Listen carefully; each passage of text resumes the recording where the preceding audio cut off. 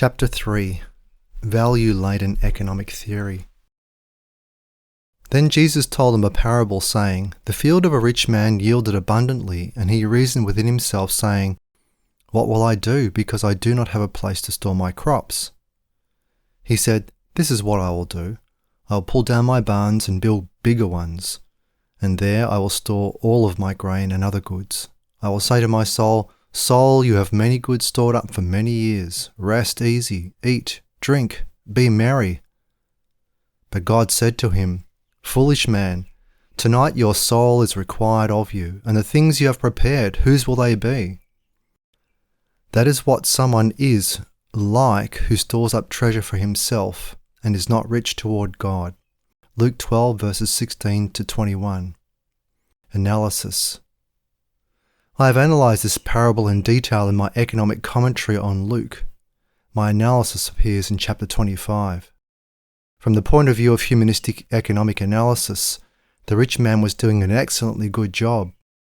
He had crops to store. He had so many crops that he needed more barns. He was serving the public. He was doing his share in answering one section of the Lord's Prayer, Give us today our daily bread, Matthew 6 verse 11. The humanistic economist would not praise such an individual, for the humanistic economist believes that praise or condemnation is never justified in the name of scientific economics. To praise or condemn would involve an ethical standard, and the humanistic economist insists that all economic theory is value-free.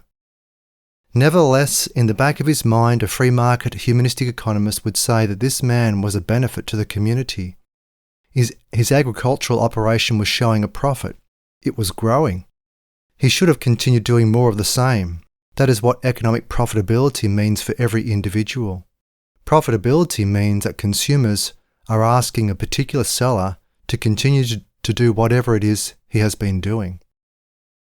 Jesus said otherwise. Jesus did not suggest that he was doing anything illegal. Jesus did not suggest that he was in some way exploiting poor people. He had nothing critical to say about the man's business efficiency, but he made it clear that this man was going to hell, as described in Luke 16. This implied that the man's soul would eventually be reconnected with his resurrected body, whereupon he would be dumped into the lake of fire for all eternity. Revelation 20 verses 14 to 16. In short, this man was a cosmic loser. The Christian economist has a theological obligation to make it clear that success in selling is not the same as success in living. The Christian economist has a moral and theological obligation to do this specifically as an economist, not simply as an observer. There must be no separation between the Christian economist's work as an economist and his work as an evangelist, theologian, and economic advisor. Economic theory is far from being value-free. Nothing is value-free. Economic theory is far from being autonomous from God. Nothing is autonomous from God. Christian economics is governed by the Bible, just as Christian everything is supposed to be governed by the Bible. Jesus' parable of the barn builder should be representative of everything that is presented as Christian economic analysis. Ethics is fundamental to Christian economic analysis. The revelation of the Bible is fundamental. Jesus gave a parable warning us against making an eternal error that will lead to eternal negative sanctions. We should take this warning seriously. It does not matter if we want to get a job in a tax-funded state university that does not allow this kind of discussion. If we are going to teach economics in the name of Christ, then we have to consider the question of ethics. It is certainly possible for a humanistic economist to discuss what the barn builder was doing in terms of meeting a market. Consumers want to buy his crops. He had to store the crops somewhere. It is certainly legitimate to discuss the questions of thrift, capital formation, hiring labourers to build barns, and other aspects of this enterprise.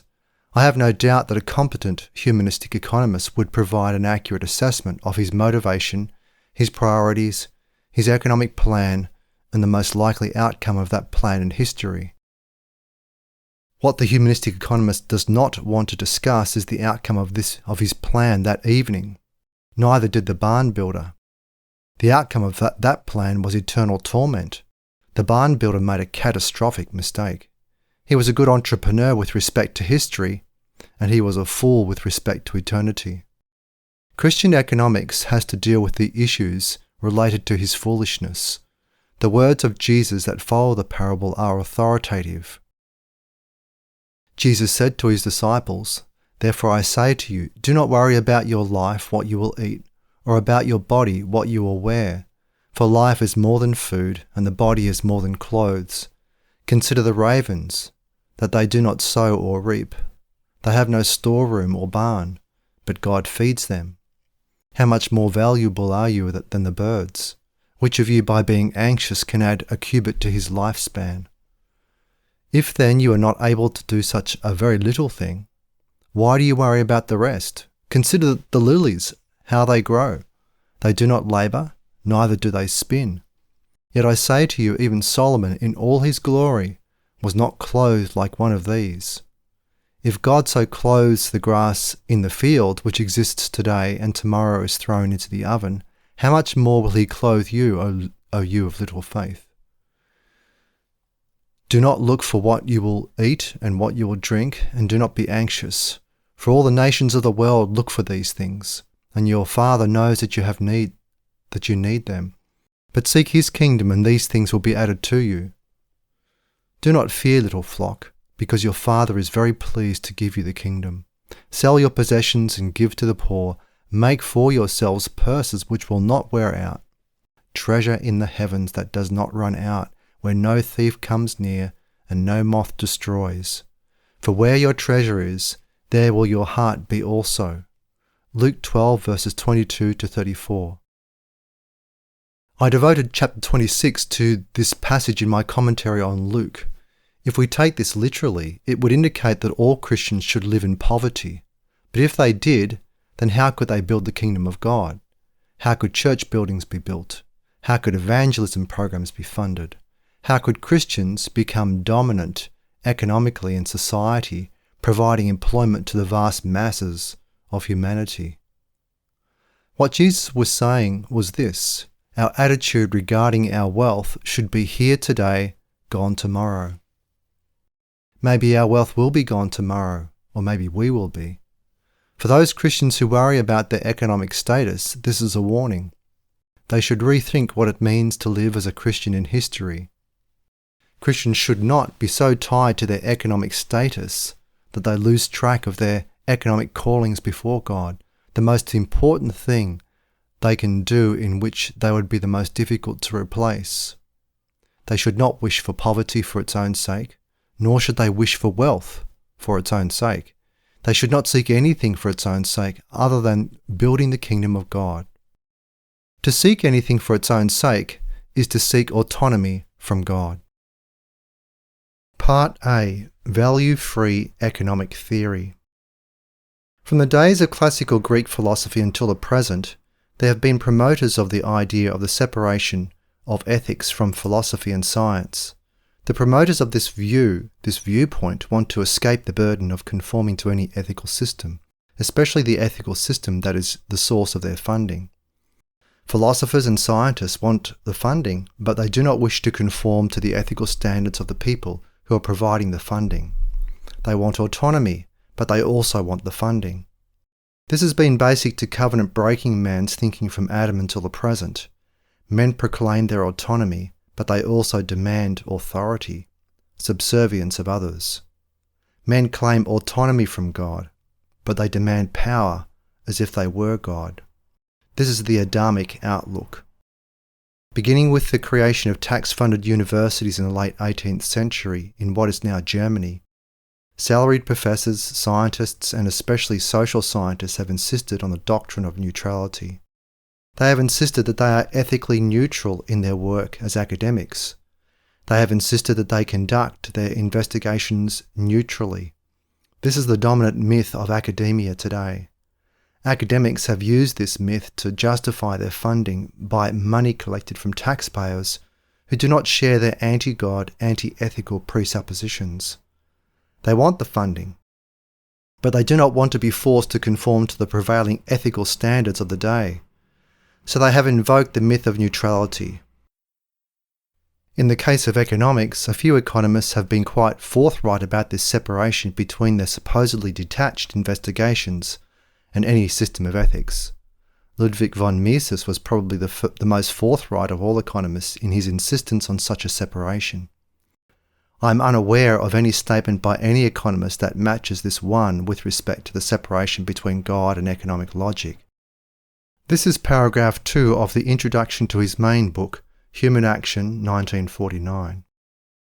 Philosophers have long since been eager to ascertain the ends which God or nature was trying to realize in the course of human history. They search for the law of mankind's destiny and evolution. But even those thinkers whose inquiry was free from any theological tendency failed utterly in these endeavours because they were committed to a faulty method. They dealt with humanity as a whole or with other holistic concepts like nation, race, or church. They set up quite arbitrarily the ends to which the behaviour of such wholes is bound to lead. But they could not satisfactorily answer the question regarding what factors compelled the various acting individuals to behave in such a way that the goal aimed at by the whole's inexorable evolution was attained. They had recourse to desperate shifts, miraculous interference of the deity, either by revelation or by the delegation of God-sent prophets and consecrated leaders, pre-established harmony, predestination, or the operation of a mystic and fabulous world soul or national soul. Others spoke of a cunning of nature, which implanted in man impulses driving him unwittingly along precisely the path nature wanted him to take, unquote. In Chapter 1, Acting Man, Part 6, The Alter Ego, he writes this, quote, "Praxeology, the science of human action, and history are manifestations of the human mind and as are such are conditioned by the intellectual abilities of mortal men.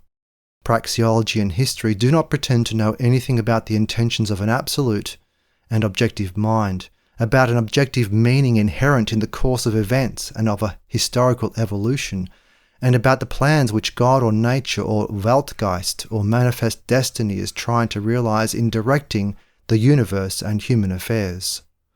On the final page of his book he wrote this, quote, "In this sense we may say that economics is apolitical or non-political, although it is the foundation of politics and of every kind of political action. We may furthermore say that it is perfectly neutral with regard to all judgments of value, as it refers always to means and never to the choice of ultimate ends," unquote. He ended where he began, an assertion of the autonomy of economic theory from the idea of God and from all value judgments. Economic theory is value-free. He was not alone. George Stigler was one of the most prominent economists in what is known as the Chicago School of Economics. He won what is called the Nobel Prize in 1982. Its real name is this, the Sveriges Riksbank Prize in Economic Science in memory of Alfred Nobel.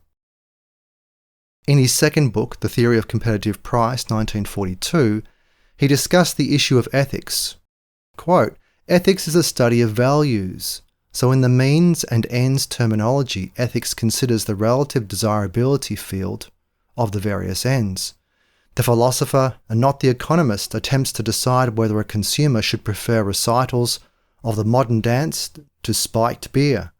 Strictly speaking, words like should and bad cannot occur in an economic discussion. At most, one may say that an action is not appropriate to the end in view." Page 15.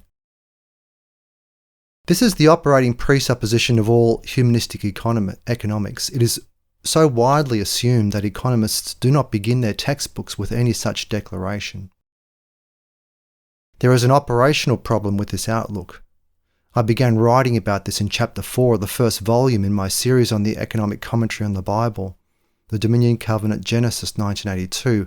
It now appears as Chapter 5 in the updated version of that volume, Sovereignty and Dominion, an economic commentary on Genesis 2012. Economists are constantly asked to give advice to governments. They are the only social scientists who are taken seriously enough by government agencies and politicians to be asked to provide this advice. But if economics is value-free, then on what basis can economists offer such advice? They cannot offer this advice as scientists, certainly. This is because they claim autonomy from politics and ethics for their work as scientists. But if their work as scientists has any meaning at all for practical applications, then the results of their investigations must be related to politics. This means that it has to be related to ethics, for politics is always a matter of conflicting ethical views in society. I will discuss this in greater detail in Chapter 4. I simply mention here that there was a debate between Roy Harrod, a Keynesian, and Lionel Robbins, then a disciple of Mises, which took place in 1938. Robbins argued against the idea that there should be a graduated tax on income. Those who favoured it said that the value to the rich man of one additional unit of income is much less than the value of this unit of income to a poor man. Therefore, the state is justified in extracting a higher percentage of taxes from the rich man than from the poor man. Robbins argued that there is no such justification since we cannot make interpersonal comparisons of subjective utility. There is no objective value scale. He was correct on the basis of modern economic theory, which was first promoted by Carl Menger in 1871. "Hold on," said Harrod. "If that is the case, then no economist can legitimately make any recommendations about anything in the name of science." Robbins backed off from his position. He did not want to surrender the idea that economists and scientists can offer legitimate and accurate advice to governments. But he never explained why his original argument was not accurate. It was accurate, given his presuppositions about subjective value theory. I discussed this debate at considerable length in Chapter 5 of Sovereignty and Dominion. Almost a decade earlier, Frank H. Knight, the founder of the Chicago School of Economics, had reached the same conclusion.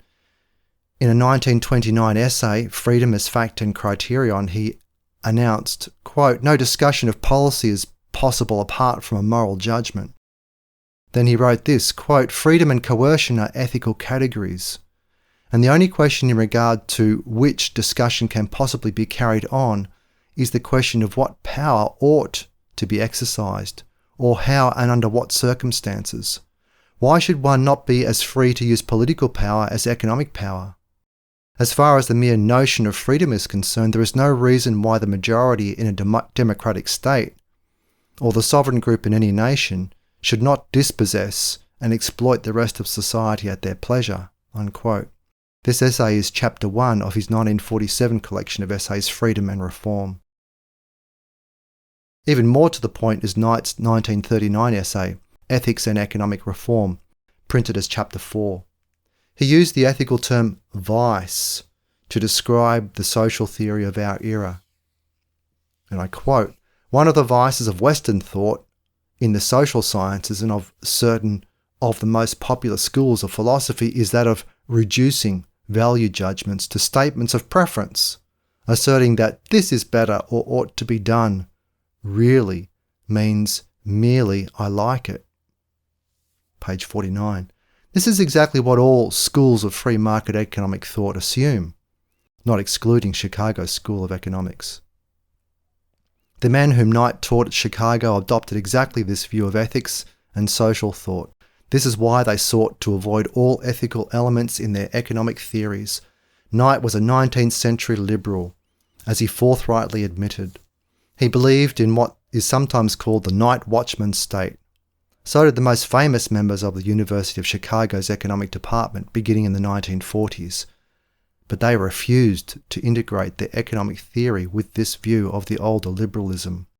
They insisted that economic theory is value-free. If it really is, then it is useless, Knight taught. Quote, "Every social order, in fact, all organised action, all social life in all human life, is necessarily ethical insofar as its character is a matter of deliberation and conscious acceptance on the part of its participants." Page 48. Economists do not persuade most politicians, let alone the masses, of much of what they say. Why is this? Because people operate in terms of ethics. They also operate in terms of self-interest. They want to believe that their self-interest is consistent with their ethics. They search for an economist to justify whatever compromise they have worked out between their ethics and their economic self-interest. So, there is always a market for an economist to come in the name of economic science to argue for whatever the person or special interest group is paying him to recommend. The economist is willing to devise arguments to favour whoever is providing the funding. As an academic, he has invoked the myth of neutrality. What he is doing as a scientific economist has nothing to do with ethics. The special interest group that is putting up money for him to argue for whatever is beneficial to the special interest group is willing to go along with this deception, since it helps the special interest group to hire someone who claims to be an ethically neutral scientist. The special interest group is not about to hire some other economist who argues against the policy promoted by the special interest group, also in the name of value-free economic science. The political game goes on. The economist who claims to be ethically neutral also claims that there is no cause and effect relationship between ethics and economic outcomes. He claims to be able to evaluate economic causation in the name of efficiency alone. This standard of efficiency is also supposed to be evaluated in non-ethical terms. Step by step, from the initial assumption of ethical neutrality and therefore ethical autonomy, the economist extends this doctrine of neutrality to every area of life that is governed by economic causation. He argues that the assumption of the myth of neutrality provides workable analytical tools to investigate every area of life that is subject to scarcity, which means every area of life. His concept of economic efficiency also rests on the myth of neutrality. But it is clear from Jesus' parable of the barn builder that this assumption is wrong. It is dead wrong. It is eternally dead wrong. The issue here is causation in history. The humanist believes that the God of the Bible is irrelevant to historical causation, except insofar as people may believe in such a God and then take actions in terms of this belief. Humanists are willing to grant that individuals who believe in the God of the Bible may have influence, but they are dedicated to the proposition that there is no such God, no law order created by God, and no causation that is based on God's authority, the Bible's authority, and the structure of society. Economists are convinced that the laws of economics are autonomous. These laws are not dependent upon politics, they are not dependent upon a particular legal order, they are built into the market order. They are superior in operational impact than opinions regarding religion, politics, and jurisprudence. Any interference with these economic laws of the market order by religion, politics, and jurisprudence will reduce the efficiency of participants in the market order. In other words, there are no costs to ignoring the laws of economics, and therefore the laws of economics should be honoured by people who want greater economic efficiency, greater output, and therefore greater wealth. If this means dishonouring the laws of religion, politics, and jurisprudence, the officially neutral economist says that he has no scientific opinion on this matter, but it is clear from his writings that he does have an opinion. People should honour the laws of the market, not any other laws, if they want to get richer. Economists have this on their side. Most people want to get richer. We are back to point 3 of the Covenantal Laws of Economics, Chapter 2. People prefer more. Part B. Value-Laden Economic Theory. Christians must take a stand against the doctrine of the myth of neutrality. Jesus said, "The one who is not with me is against me, and the one who does not gather with me scatters." Matthew 12, verse 30. Specifically, they must take a stand against this doctrine as it applies in the field of economic causation. There should be no discussion of economic efficiency apart from ethics. The barn builder was efficient. He had a growing business. He needed more barns to store the grain. From the point of view of economic efficiency, he was a success. But Jesus made it clear that he was not a success. He was a failure. Christian scholars should begin with this presupposition: the myth of neutrality is false. It is a myth based on worldly self-interest. Christian economists should therefore begin with the presupposition that the myth of value-free economics is a myth. The myth is related to the doctrine of intellectual autonomy.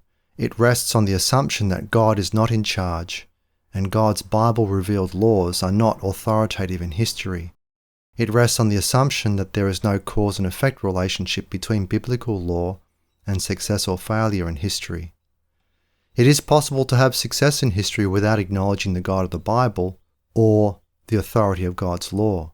The barn builder clearly was such a person, but to imagine that the barn builder was correct in his assumption that neither God nor God's ethical standards applied to his life is to join with the barn builder in his rebellion against God. It is to give encouragement to other barn builders who operate with the same presupposition. The presupposition is wrong. Because there is such a thing as common grace, it is possible for barn builders and their apologists to justify his actions in the name of meeting consumer demand. This rests on the presupposition of the sovereignty of the consumer. Free market economist W.H. Hutt came up with this term, consumer sovereignty. It was incorrect in at least two ways. First, sovereignty is a legal category. It is not an economic category. It has to do with ownership. The consumer is no more sovereign than the seller. They are both sovereign legally. They both own property. This sovereignty is derivative. It has to do with the delegated sovereignty of the Dominion Covenant. Second, consumer sovereignty confused the concept of economic authority with legal sovereignty. Economic authority has to do with dominance in a market. The consumer is dominant in a free market because he owns money, which is the most marketable commodity. He is dominant alongside other consumers who also have money and who bid to be served by producers. A great advantage of the free market is that it grants this authority to consumers. But this does not mean that consumers are sovereign. They are not sovereign, neither are producers. God is sovereign. He lays down the rules of success and failure in ownership. He then enforces the rules that he has laid down. This is why the Christian economist who is systematic in his defense of an exclusively Christian approach to economics has to maintain that economics is value-laden, not value-free. Success or failure in the field of resource allocation is governed by ethical standards. These standards apply to history because they have implications for eternity. The barn builder was unwilling to acknowledge this. Jesus did not criticize him for building barns. He criticized him for not paying attention to who owned the barns, namely the creator God of the Bible. The God of the Bible insists that there is more to economic efficiency than temporal economic efficiency in a competitive market. Men are not wise in selecting an efficient way to go to hell. They should be willing to accept a reduction in their temporal efficiency for the sake of not going to hell. The Bible provides two primary ethical standards for judging whether or not you have chosen an economically efficient way to go to hell. The first is the weekly Sabbath. The second is the tithe. Someone who conducts his business by personally taking 1 day a week off is conducting his business according to God's standards. Someone who gives 10% of his net income to his local church has conformed to the law of the tithe, as I explain in chapter 45. Someone who does both of these things has preliminary evidence that he is conducting his affairs in an efficient way. His actions do not testify against him. The economist who comes in the name of Christ has an obligation to point out to readers that there is more to economic efficiency than temporal profitability. An individual had better make up his mind whose kingdom he is working to build. He should make up his mind whether to serve God or mammon. The Christian economist owes it to his reader to tell him about the Christian laws of economics, which are not the same as the laws of economics that are described by humanistic economists in their textbooks, treatises, and scholarly journal articles. Conclusion. In Chapter 7 of the Student's Edition, I argued that the humanistic economist presupposes the autonomy of man. This presumed autonomy is cosmic. Man is presumed not to be under the authority of the God of the Bible. More specifically, the humanistic economist argues that economic science is autonomous. it is not under the authority of any ethical system or any other system of causation. Economists have been saying this longer and louder than other social scientists. This began in the late 17th century with a group of British economists known today as mercantilists. This is the argument of William Letwin in his book The Origins of Scientific Economics, 1963. This argument rests on what I have designated as the myth of neutrality. This myth goes back to classical Greek philosophy, but it has been basic to higher education ever since civil governments began using taxpayers' money to establish and operate educational institutions. The justification for using confiscated money to finance education has been that education is ethically neutral, and therefore no taxpayers' money is being used to subsidise an enterprise that he is philosophically or ethically opposed to. This justification has been utter nonsense from day one, but it is the universal belief of the world's most widely accepted tax-funded religion today, the tax-funded educational system. Any attack on the myth of neutrality is inescapably an attack on tax-funded education. This is recognised clearly by members of the various academic guilds. They hold their positions of authority and above market salaries because of the widespread acceptance of the myth of neutrality. Christian theory in every area of academics must begin with the denial of the myth of neutrality. To deny the myth of neutrality is inescapably to affirm the authority of some ethical world and life view. The Christian scholar should defend a Bible-based world and life view. This is why no Christian should accept the legitimacy of the claim that any academic enterprise is ethically neutral. This is also why economic theory is not value-free. Every academic discipline is value-laden. Within the social sciences, none is more insistent on value neutrality, and therefore there is no greater discrepancy between theory and practice than economic theory. The Christian reconstruction of economic theory must therefore begin with the presupposition that there is no such thing as value-free economic theory.